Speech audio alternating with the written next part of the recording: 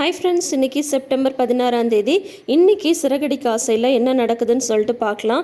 மீனா போய் செல்வத்திட்ட பேசிட்டு வந்திருக்காங்க. நல்லா அழகாக எடுத்து சொன்னாங்க மீனா.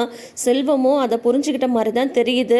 ஆனால் பார்த்தீங்கன்னா முத்து வந்து 1,00,000 ரூபாய் பணத்தை வந்து பேங்க்லேருந்து ட்ராப் பண்ணி கொடுக்குறாரு. செல்வம் வந்து அதை வேண்டாம் அப்படின்னு சொல்கிறாங்க. ஏன் வேண்டாம்னு சொல்கிறேன் அப்படின்னது, இல்லை 60ஆம் கல்யாணம் வேணுமா அப்படின்னு சொல்லி யோசிக்கிறேன் அப்படின்றாங்க. நான் வீட்லேயே சிம்பிளாக செஞ்சுக்கிறேன் அப்படின்னதும், என்னடா நீ தானே உன் பெரியப்பா வீட்டில் வந்து நல்லா கிராண்டாக பண்ணாங்கன்னு சொன்னேன். இப்போ எல்லா ஏற்பாடும் பண்ணலான்னு முடிவானதுக்கப்புறம் திடீர்னு இப்படி வேணான்னு சொல்கிறேன், என்னாச்சு அப்படின்னதும், அதெல்லாம் ஒன்றும் இல்லைப்பா, வேண்டாம், தேவையில்லாமல் எதுக்கு செலவு பண்ணிட்டு, இந்த பணத்தை வர நீ ரூம் கட்டுறதுக்காக சேர்த்து வச்சிருக்க, ஒரே நாளில் ஏன் அதை செலவாக்கிட்டு வேண்டாம் அப்படின்னு சொல்கிறாங்க.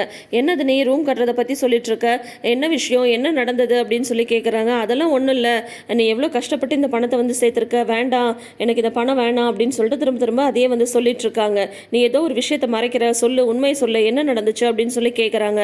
உடனே இவர் வந்து அதெல்லாம் ஒன்றும் இல்லையே, நானாக தான் யோசிச்சு சொல்கிறேன் அப்படின்றாங்க. அப்புறம் அங்கே இருக்கிற ஃப்ரெண்ட்ஸ்கிட்ட கேட்குறாங்க, என்ன நடந்துச்சு, ஏன் இவன் திடீர்னு இந்த மாதிரி வந்து சொல்கிறான் அப்படின்னு சொல்லி கேட்குறாங்க. இல்லையே அதெல்லாம் ஒன்றும் இல்லையேன்னு சொல்லிட்டு அவங்களும் எதுவும் சொல்கிறதில்ல. அதுக்கப்புறம் முத்து வந்து சொல்கிறாங்க, இதை பாரு, இந்த பணத்தை நான் வந்து உங்ககிட்ட கொடுக்குறேன், இதை நீ வாங்கினா தான் நான் வந்து உன்னோட ஃப்ரெண்டு.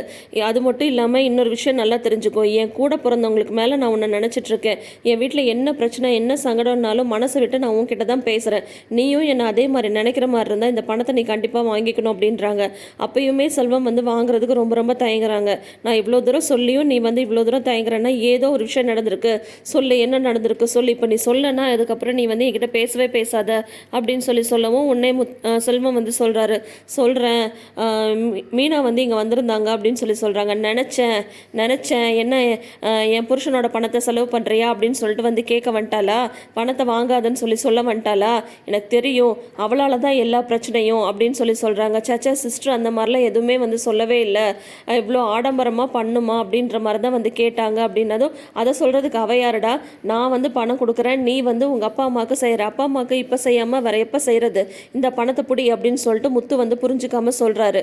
உடனே வந்து செல்வம் வந்து இல்லை வேண்டாம் அப்படின்னு சொல்லிட்டு வாங்காமலே நிற்கிறாரு. என்ன பண்ணிடுறாரு, செல்வத்தோட கார் மேலே பணத்தை வந்து வச்சுட்டு, இந்த பணத்தை வந்து இப்போ நீ எடுத்துக்கிற, நீ மட்டும் இந்த பணத்தை வந்து எடுத்துக்கல அப்படின்னா இதோட உனக்கும் எனக்குமான நட்பு எல்லாமே முடிஞ்சு போச்சு, வந்து பொண்டாட்டின்னு சொல்லி கேட்டு தான் ஃப்ரெண்ட்ஷிப்பை தொடரணும் அப்படின்றதெல்லாம் ஒன்றுமே கிடையாது. என் ஃப்ரெண்டுக்கு ஹெல்ப் பண்ணுறேன் நான், எனக்காக நீ எவ்வளோ ஒரு சூழ்நிலையில் வந்து நீ நின்றுருக்க, இப்போ உனக்கு ஒரு சூழ்நிலைன்றாங்க போது நான் இந்த பணத்தை வந்து கொடுக்குறேன், அவ்வளோதான், இந்த பணத்தை நீ எடுத்துக்கிட்டா நம்ம 2 பேரும் வந்து ஃப்ரெண்ட்ஷிப் வச்சுக்கலாம், இல்லைன்னா வேண்டாம் அப்படின்னு சொல்லிட்டு கார்கிட்ட போகிறாரு.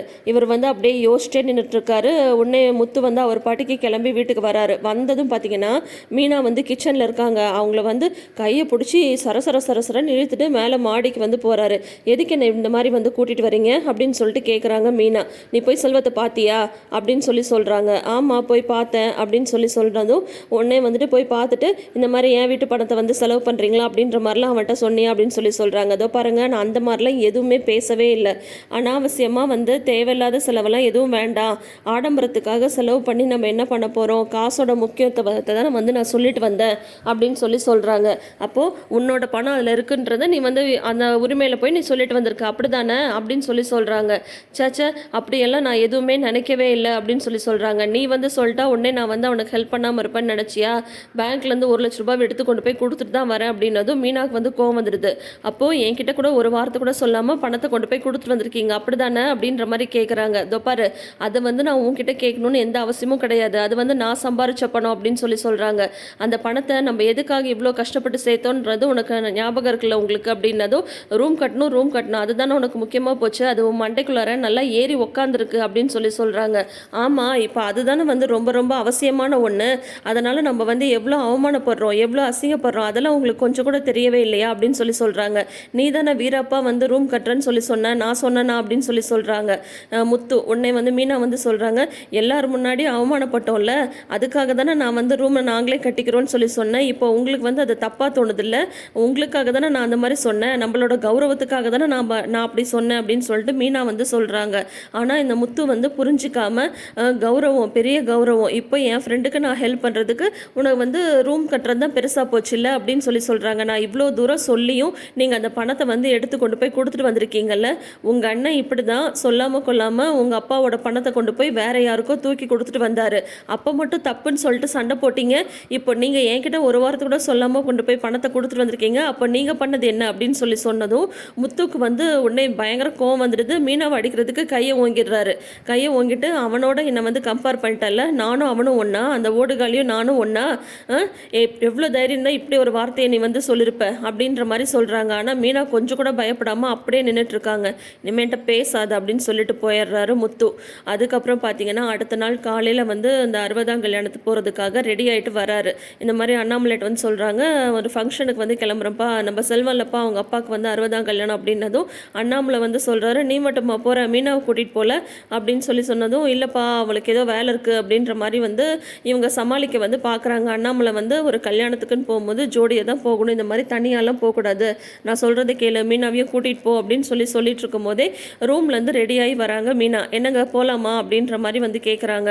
உடனே வந்து ஏண்டா நீ சொல்ல வேண்டியதானே, மீனாவும் தான் கூட வருதுன்னு சொல்லிட்டு, நான் ஏதோ வந்து உனக்கு அட்வைஸ் பண்ணிட்டுருக்கேன், சரி கல்யாணத்துக்கு போகிறீங்க, சந்தோஷமாக போயிட்டு வாங்க அப்படின்னு சொல்கிறாங்க.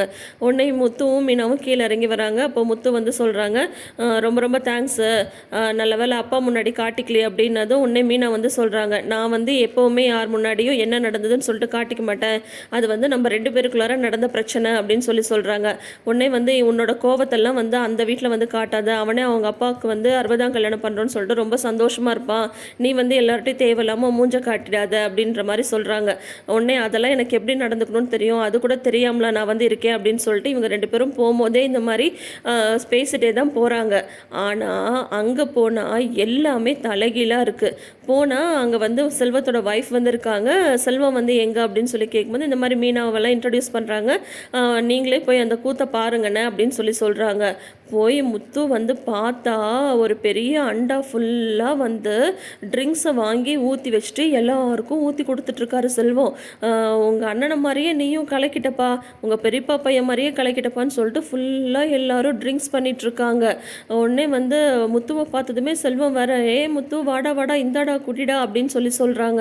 உடனே வந்து இல்லை வேண்டாம் அப்படின்றாங்க. மீனாவுக்கும் அதை பார்த்துடுறாங்க, பயங்கரமாக முறைக்கிறாங்க. செல்வத்தோட ஒய்ஃப் வந்து தர்ம சங்கடப்பட்டு நின்றுட்டுருக்காங்க. இந்த 1 லட்ச ரூபாய் காசை எப்படியெல்லாம் கஷ்டப்பட்டு இவங்க சேர்த்துருப்பாங்க, ஆனால் இது இப்போ எப்படி வேஸ்ட் ஆகிடுச்சு பார்த்தீங்களா. இப்போ வந்து பார்த்தீங்கன்னா அவங்க முத்துவோட காரை வந்து ஓட்டுறாருல்ல கார்த்தி, அவர் வந்து சொல்கிறாரு, டேய் முத்து நீ கொடுத்த 1 லட்ச ரூபாவும் இந்த சரக்குக்கே சரியாக போயிடும் போல இருக்கடா அப்படின்னு சொல்லிட்டு அவர் ரொம்ப வருத்தப்பட்டு சொல்கிறாரு. மீனா அப்படியே ஒன்றுமே பேசாமல் அமைதியாக பார்த்துட்டு இருக்காங்க. முத்துக்கு வந்து அவங்க பண்ண தப்ப அப்போ தான் புரியுது. ஐயோ என்னடா அப்படின்ற மாதிரி. ஆனால் அது எதுவுமே பதில் பேசாமல் வந்து இவர் குடின்னு சொல்லிட்டு செல்வமும் சொல்லவும் அது வந்து வேண்டாம், நான் வந்து வண்டி ஓட்டிகிட்டு போகணும், மீனா வேற வந்திருக்கா அப்படின்னு சொல்லிட்டு வந்துடுறாரு. வந்துட்டு இல்லை அந்த மாதிரி ஒரு ஃபங்க்ஷனில் அதனால தான் ஜாலி பண்ணிகிட்டு இருக்காங்க அப்படின்ற மாதிரி சொல்கிறாங்க. இருந்தாலும் அங்கே நடக்கிறது தப்புன்றது முத்துக்கு நல்லா தெரியுது. நீங்கள் வாங்கண்ணே முதல்ல சாப்பிடுங்க அப்படின்னு சொல்லிட்டு செல்வத்தோட ஒய்ஃப் வந்து இவங்க 2 பேரையும் கூட்டிகிட்டு போய் சாப்பிட உட்கார வைக்கிறாங்க. பிரியாணி சிக்கனு அது இதுன்னு எல்லாமே செஞ்சுருக்காங்க. அங்கே சொந்தக்காரங்க வந்து பார்த்திங்கன்னா கம்பேர் பண்ணி பேச ஆரம்பிச்சிடுறாங்க. என்ன பிரியாணி இது, எந்த கடையிலம்மா வாங்கியிருக்கீங்க, ஒரு 4 கிழமைன்னா ஆள் வச்சு கெடா வெட்டியில் விருது போட மாட்டிங்களா, ஏதோ சாக்குக்கு வந்து புளிசோரில் வந்து சிக்கனை போட்ட மாதிரி இருக்குது, இந்த சாப்பாடு கொஞ்சம் கூட நல்லாவே இல்லை அப்படின்னு சொல்லிட்டு அவங்க அங்காளி பங்காளி இவங்கெல்லாம் வந்து பேச ஆரம்பிச்சிடுறாங்க. உங்கள் பெரியப்பா பையனும் தான் வந்து கல்யாணம் பண்ணால் 60ஆம் கல்யாணம் எப்படி பண்ணாங்க தெரியுமா, 10 கடை வெட்டினாங்க அப்படின்லாம் வந்து சொல்லிட்டு இருக்காங்க. உடனே செல்வமும் வந்துடுறாரு. வந்துட்டு என்னாச்சு சித்தப்பா, என்னாச்சு பெரியப்பா அப்படின்ற மாதிரிலாம் வந்து கேட்டுட்ருக்காங்க. என்னடா நீ வந்து 60ஆம் கல்யாணம் பண்ணுற, சாப்பாடு கொஞ்சம் கூட நல்லாவே இல்லை, ஏதோ சாக்குக்கு வந்து சாப்பாடு போட்டு எங்களெல்லாம் அவமானப்படுத்த அப்படின்ற மாதிரி பேசுகிறாங்க. ஒரு கட்டத்தில் வந்து பார்த்தீங்கன்னா அவங்கள வந்து அடிதடி மாதிரி ஆயிடுது. இவரும் வந்து உடனே முத்துக்கு தான் உடனே சுருன்னு கோவம் வருமே, அவர் வந்து அவங்கள வந்து அடிக்கலாம் அப்படின்னு சொல்லிட்டு போகிறாரு. ஃபஸ்ட்டு மீனா வந்து தடுத்துடுறாங்க. அப்புறம் பார்த்தா அந்த பிரச்சனை வந்து எல்லாம் மீறி போயிடுது. செல்வத்தை எல்லாரும் போட்டு அடிக்க ஆரம்பிச்சிடுறாங்க. உடனே முத்துக்கு கோவம் வந்துடுது. முத்து போயிட்டு அவங்க சொந்தக்காரங்களை அடிச்சிடுறாங்க. உடனே அவங்க சொந்தக்காரங்கள்லாம் ஒன்றா சேர்ந்துடுறாங்க. எவ்வளோ தைரியம் தான் என் மாமா மேலே கை வச்சிருப்பேன், என் மச்சா மேலே கை வச்சிருப்பேன், என் சித்தப்பா மேலே கை வச்சிருப்பேன்னு எல்லாரும் சேர்ந்து முத்துவை இழுத்துட்டு வந்து வெளியில் வந்து தள்ளிடுறாங்க. மீனாவுக்கு வந்து ரொம்ப அப்படியே எவ்வளவோ தூரம் மீனா வந்து தடுக்க பார்க்குறாங்க, செல்வமுமே தடுக்க பார்க்குறாங்க. ஆனால் எல்லாரும் சேர்ந்து எவ்வளோ தைரியம் தான் எங்கள் வீட்டு விசேஷத்துக்கு வந்துட்டு எங்கள் ஆளுங்க மேலேயே கை வைப்பேன்னு சொல்லிட்டு முத்துவை எல்லாரும் சேர்ந்து கீழே தள்ளி அசிங்கப்படுத்திடுறாங்க. அதோட வந்து தொடரும் போட்டுட்டு நாளை அப்படின்னு சொல்லிட்டு காட்டுறாங்க. அதில் பார்த்தீங்கன்னா அந்த பவுன்சர் இருக்கார்ல, அவர் வந்து நல்ல சாப்பாடு வெட்டுன்னு வெட்டிட்டு இருக்காரு. இவர் மனோஜ் வந்து பார்த்தோன்னா அவன் பாரு முட்டையை எப்படி சாப்பிட்றான்னு சொல்லிட்டு ஒரு முட்டையை அப்படியே வாயில் போட்டு முழுங்குறான். ஒரு நாளைக்கு 20 முட்டைன்னா ஒரு மாதத்துக்கு 500 முட்டை மேலே ஆகுதே அப்படின்ற மாதிரி கணக்கு போட்டுட்ருக்காரு. பேசாமல் இவனுக்கு வாங்கி தரதை விட நானே சாப்பிட்டு நல்லா என் உடம்பு ஏற்றிக்கலாம் போல இருக்கு அப்படின்னு சொல்லிட்டு சொல்லவும் ரோகிணி சொல்கிறாங்க, ஏன் நீ செக்யூரிட்டி வேலைக்கு போறியா அப்படின்ற மாதிரி ரோகிணி வந்து சொல்கிறாங்க. இந்த ப்ரமோவோட இன்னைக்கு முடிச்சிருக்காங்க. ஆத்திரக்காரனுக்கு புத்தி மட்டுன்னு சொல்லிட்டு ஒரு பழமொழி இருக்குது. அதை வந்து எப்போ பார்த்தாலும் முத்து வந்து நிரூபிச்சுட்டே இருக்காரு. 1,00,000 ரூபாய் ஒரு செகண்டில் வந்து அந்த பணம் செலவாயிடுச்சு. இப்போ அந்த 1,00,000 ரூபாய் சேர்க்கறதுக்கு இவங்க எவ்வளோ கஷ்டப்படணும். எவ்வளவோ தூரம் மீனா வந்து சொல்கிறாங்க, அவசியம்னா தாராளமாக செலவு பண்ணலாம், ஆடம்பரத்துக்கு வேண்டாம் வேண்டான்னு சொல்கிறாங்க. இப்போ இவங்க பணத்துக்கு பணமும் போச்சு, அங்கே இவங்க போனதுனால இவங்களுக்கு அவமரியாதையும் ஆகிப்போச்சு. அவங்க சொந்தக்காரங்க ஆடிப்பாங்க கூடிப்பாங்க, இன்னைக்கு அடிச்சுப்பாங்க நாளைக்கு சேர்ந்துப்பாங்க. முத்து எதுக்கு தேவையில்லாமல் அவங்கள போய் அடிக்க போகணும். இவன் செல்வத்தை வந்து அடித்ததுமே இவருக்கு ரோசம் வந்துடுச்சாமா. இவர் போய் அவங்கள அடிக்க அவங்க எல்லாரும் ஒன்று சேர்ந்து முத்துவை கழுத்தை பிடிச்சி வெளியில் தள்ளுற மாதிரி தள்ளி விட்டுட்டாங்க. அந்த சீனை பார்க்கவே கஷ்டமாக இருந்தது. முத்துவுக்கு வந்து எவ்வளோ பட்டாலும் புத்தியும் வரமாட்டேங்குது, சொல் புத்தியும் கிடையாது, சுய புத்தியும் கிடையாது. அவரை பொறுத்த வரைக்கும் அவர் என்ன நினைக்கிறாரோ அதுதான் கரெக்டு. இந்த ஒரு விஷயத்தை வந்து அண்ணாமலைட்டையாவது மீனா வந்து சொல்லியிருக்கலாம். இந்த மாதிரி இந்த பணத்தை வந்து கொடுக்குறேன்னு சொல்கிறாரு மாமா அப்படின்ற மாதிரியாவது சொல்லியிருக்கலாம். அதுவும் வந்து சொல்லலை. அதுக்கு முன்னாடியே தான் இவர் பணத்தை வந்து பேங்க்லேருந்து கொண்டு போய் கொடுத்துட்டே வந்துட்டாரே. கொடுத்துட்டு வந்துட்டு பார்த்தீங்கன்னா அவர் வந்து அதை சொன்ன மாதிரி அனாவசிய செலவு தான் பண்ணியிருக்காரு. அதாவது 60ஆம் கல்யாணம் அப்படின்ற மாதிரி இருந்தால் இந்த மாதிரி பிரியாணி போடணும், இந்த மாதிரி சரக்கு அடிக்கணும் அப்படின்றது தான் அவங்களோட நினப்பெல்லாம் இருக்கே வழியே அதை தாண்டி அவரை வந்து யோசிக்கவே இல்லை. நம்ம ஃப்ரெண்டு எவ்வளோ கஷ்டப்பட்டு நம்மளுக்கு இந்த காசை கொடுத்துருக்கான் அப்படின்ற மாதிரி அவருமே யோசிக்கவே இல்லை. இப்போ பார்த்தீங்கன்னா இவங்களுக்கு தான் பொருள் நஷ்டமும் ஆயிடுச்சு, மான நஷ்டமும் ஆயிடுச்சு. ஸோ என்ன நடக்குதுன்னு சொல்லிட்டு பார்க்கலாம். ஆனால் மீனா வந்து கண்டிப்பாக சும்மா இருக்க மாட்டாங்க. கண்டிப்பாக முத்துக்கும் மீனாக்கும் ஒரு சண்டை கேரண்டி நடக்க தான் போகுது நாளைக்கு எபிசோடில். ஸோ என்ன நடக்குதுன்னு சொல்லிட்டு வெயிட் பண்ணி பார்க்கலாம். தொடர்ந்து வீடியோஸ்க்கு நம்ம சேனலை சப்ஸ்கிரைப் பண்ணிக்கோங்க. நோட்டிஃபிகேஷன் பெல் ஐக்கானில் ஆல் சிம்பிள் கிளிக் பண்ணிக்கோங்க. கூடவே இந்த ப்ரிவ்யூ பற்றின உங்களோட கருத்துக்களை மறக்காமல் கமெண்ட் செக்ஷனில் சொல்லுங்கள். தேங்க்யூ.